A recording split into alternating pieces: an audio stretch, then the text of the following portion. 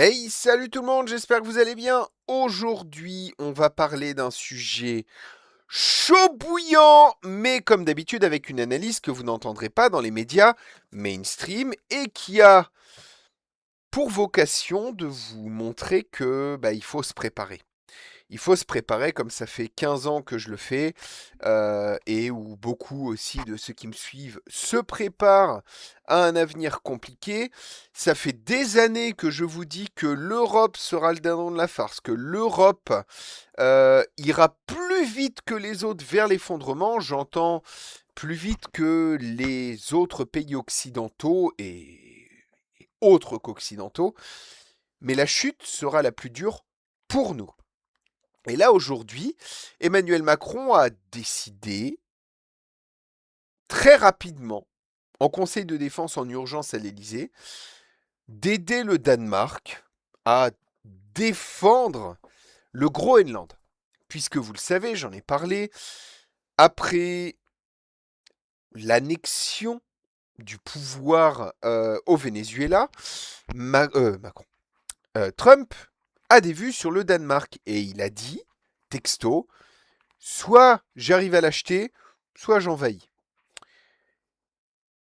Et qu'est-ce qu'a fait Emmanuel Macron? Il envoie des soldats là-bas. Alors, on va voir d'abord le point de vue d'un média, on va prendre Libération, et on va ensuite analyser les choses un peu plus en profondeur, à la sauce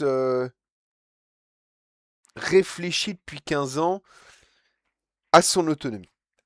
Vous allez comprendre pourquoi. On a intérêt à se préparer parce que l'Europe sera le dindon de la farce. Bien entendu, si tout cela vous intéresse, si vous avez envie de suivre l'effondrement de notre société, mais également vous convaincre qu'il faut s'y préparer, eh bien, je vous invite bien sûr à liker, partager, commenter cette vidéo et à vous abonner. Certes, il y a les révoltes agricoles, mais là, c'est le sujet, pour moi, qui est encore plus chaud. Parce que même si les révoltes agricoles, c'est très important ce qui se passe, là, on ne se rend pas compte que ça pue. Vraiment, ça pue. 2026 démarre sur les chapeaux de roue. On va lire l'article, voilà. Groenland, des soldats français déployés à Nuuk et un conseil de défense en urgence à l'Elysée. Face aux visées de Trump, une mission militaire européenne débute ce jeudi, donc c'est d'aujourd'hui, avec une quinzaine de soldats français présents sur le territoire arctique. De son côté, la Russie dit s'inquiéter de l'envoi des troupes de l'OTAN. Libé résume les principes et actualités du jour. La France déjà présente à Nuuk. Dans le cadre de la préparation d'un exercice de la mission militaire européenne Arctique Endurance, qui a démarré ce jeudi 15 janvier à la demande du Danemark dans le territoire arctique, l'ambassadeur pour les pôles et les océans, Olivier Poivre d'Arvor, ah oui, je ne le savais même pas, vous voyez, a annoncé au micro de... Avant, c'était Ségolène Royal. Hein. Ouais. Ségolène Royal. Bref, même pas de blague à faire, juste le prononcer suffit.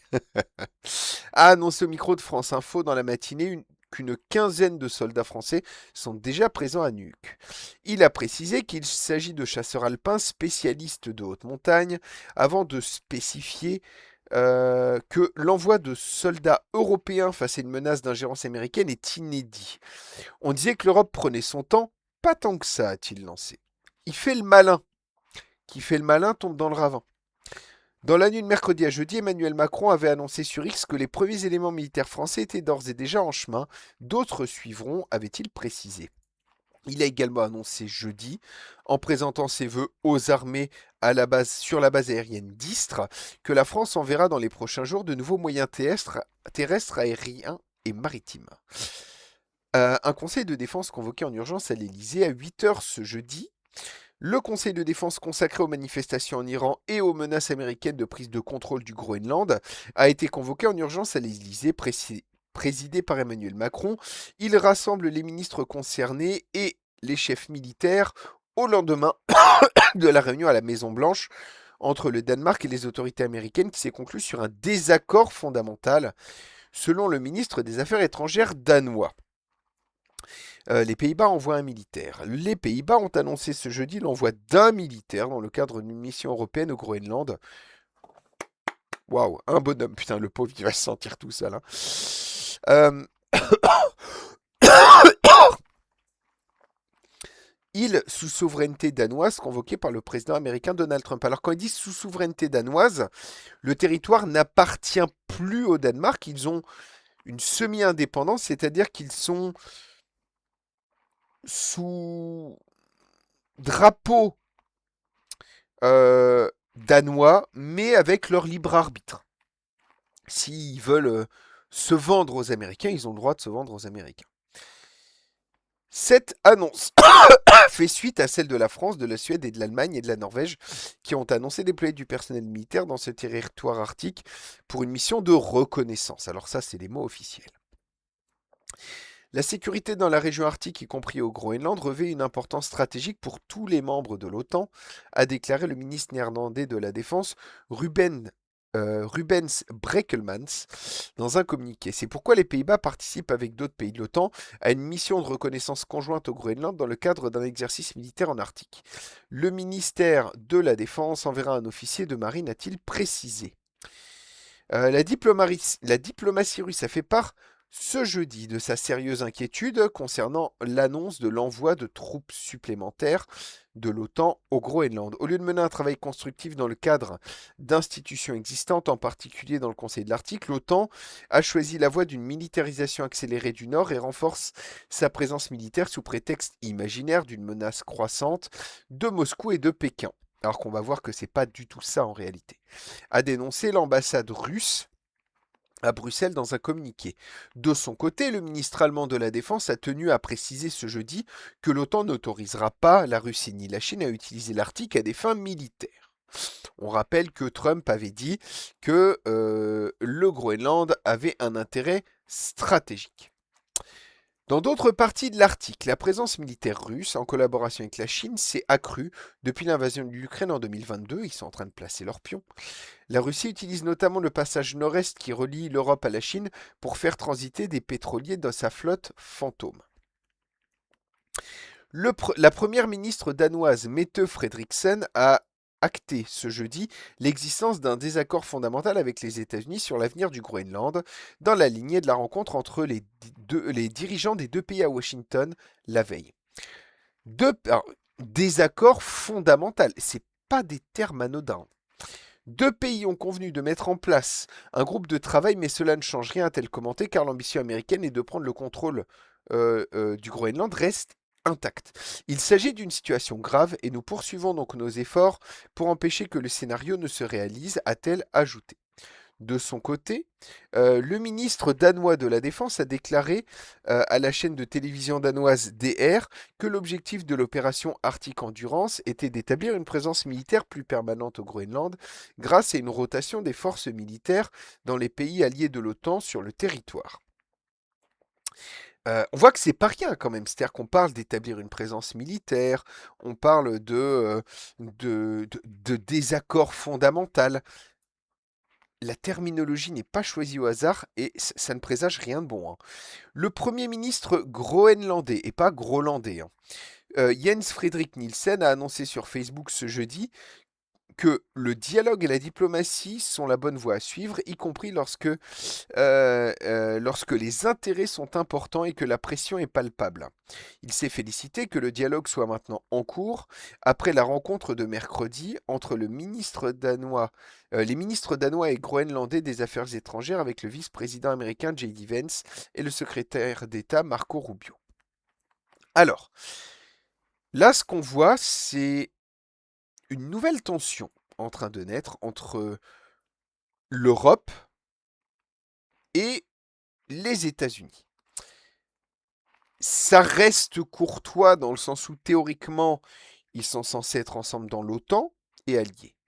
Sauf que Trump, l'OTAN, il n'en a plus rien à foutre, et il l'a même dit, le droit international, il n'en a plus rien à péter, Donald Trump. On s'est mis à dos les Russes. Et indirectement, à cause de cela, la Chine. Trump s'est mis à dos les Russes, et indirectement également, enfin, et directement aussi la Chine, en annexant le Venezuela. C'est-à-dire qu'aujourd'hui, l'Europe, même s'il faut louer l'effort de vouloir empêcher l'invasion du Groenland, n'aurait, même en utilisant des moyens militaires conséquents, aucun moyen de stopper une potentielle décision de Trump qui ne demande plus l'avis de l'OTAN, ni même de son gouvernement quand il s'agit d'envahir, d'annexer, de, de se servir finalement. Donc ça veut dire que nous, l'Europe, on va se retrouver coincé entre les États-Unis, la Chine et la Russie. Les trois grosses puissances mondiales, euh, et qui possèdent énormément de ressources. Si demain, alors on s'est déjà coupé du gaz russe avec Nord Stream 2 qui avait été bousillé a priori par les Ukrainiens. On est en train de se couper de nos alliés. Alors, avec des alliés comme ça, pas besoin d'ennemis, on dit toujours, mais on est en train de se couper également ou de commencer à créer des tensions avec les États-Unis. États-Unis qui sont alliés au Qatar, qui sont alliés à l'Arabie Saoudite. Ils ont de bonnes relations parce qu'ils sont mus par un point commun important, l'envie de se faire du pognon. Trump, faut pas oublier que c'est quelqu'un, c'est un homme d'affaires. Et il sait que les pays producteurs de pétrole, lui-même, les États-Unis sont un très gros producteur. Ils ont maintenant le Venezuela, première réserve mondiale de pétrole. Et il sait que lui, niveau énergie, il y aura ce qu'il faut. Make America Great Again. Il en a rien à foutre des autres. Lui, c'est les États-Unis, point barre. C'est très inquiétant de savoir que, même si je dis pas qu'il faut s'aplatir face à eux, mais c'est très inquiétant de voir qu'on a tourné le dos à la Russie et à son allié la Chine, et qu'on est en train de tourner le dos aux États-Unis. Et si demain, tout cela se renforce, si les désaccords se renforcent, les États-Unis peuvent dire OK, on veut bien vous vendre du pétrole, mais 2 fois plus cher. La Russie va dire allez vous faire foutre. La Chine va dire non, non, non, moi je marche avec mon allié, la Russie, et on va se retrouver sans rien. Parce que l'Europe aujourd'hui ne vaut plus rien diplomatiquement parlant. Nous sommes en train de nous prendre un retour de bâton de tous les côtés, et on est en train de se faire bully par tout le monde. Et c'est-à-dire que si demain tout cela, si les États-Unis nous vendent le pétrole plus cher, voire nous le vendent plus du tout, et allez vous faire foutre, et que tout le monde, toutes les grandes puissances et pays producteurs de pétrole nous tournent le dos, on va faire quoi? Eh bien, on va subir un effondrement qui va nous amener à l'état de pays du tiers-monde. Je pense que 2026-2027 va être le théâtre d'une quantité de déstabilisation et de rebattage de cartes au niveau mondial. Je ne sais pas comment on va se sortir de tout ça. Moi, je vous le dis, préparez-vous, parce que ça va être compliqué. Et si Trump décide néanmoins d'envahir le Groenland, vous croyez vraiment que l'Europe va rentrer en guerre contre la première puissance mondiale, militaire, économique, tout en restant dans le froid avec la Russie et la Chine? Et même s'ils tentaient de s'en rapprocher, vous croyez quoi? Qu'après des années d'insultes, ils vont passer l'éponge et dire non mais c'est bon, allez, on est copains à nouveau. Ça marche pas comme ça. La confiance, c'est rapide à perdre, c'est très dur à gagner. Je le sais que les États-Unis sont impérialistes, je le sais que ce ne sont pas des bons alliés à avoir, mais il fallait y penser avant.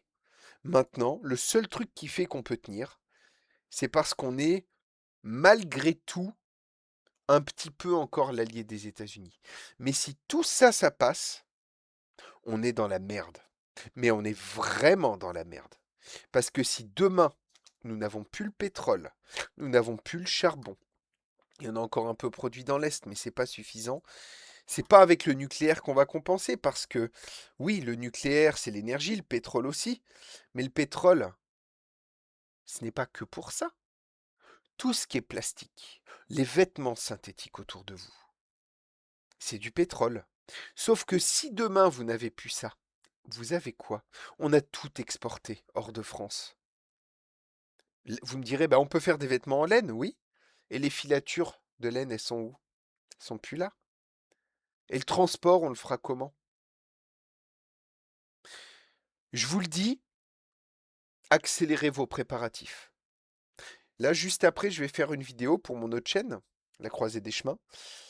Je vais clairement orienter, et je me rends compte qu'il faut que j'oriente de plus en plus sur comment se préparer, pas seulement en montrant l'exemple, même si je le fais, mais également, bah c'est con, hein, mais en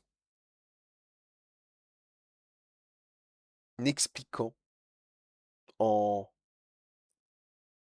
partageant 15 ans d'expérience sur le sujet.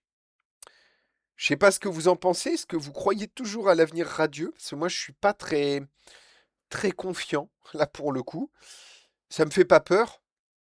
Arrivera ce qui arrivera, on va se démerder. Mais pour beaucoup de gens, ça risque d'être compliqué. Parce que on ne s'improvise pas paysan du jour au lendemain, on ne s'improvise pas bricoleur du jour au lendemain, on ne s'improvise pas autonomiste du jour au lendemain.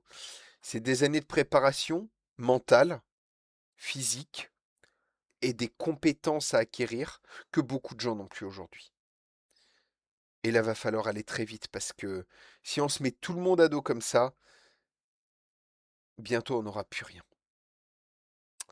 Portez-vous bien et à très bientôt sur Crépuscule TV. Salut tout le monde!